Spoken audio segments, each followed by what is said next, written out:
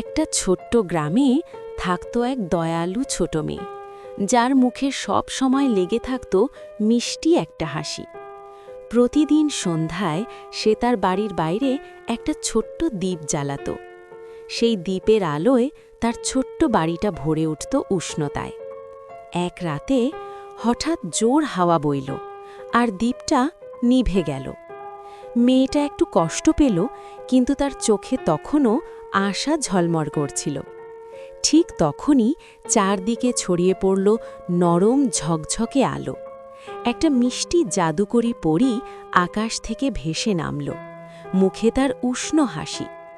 পরীটা বলল, ভালো হৃদয়ের মানুষেরা কখনো তাদের আলো হারায় না।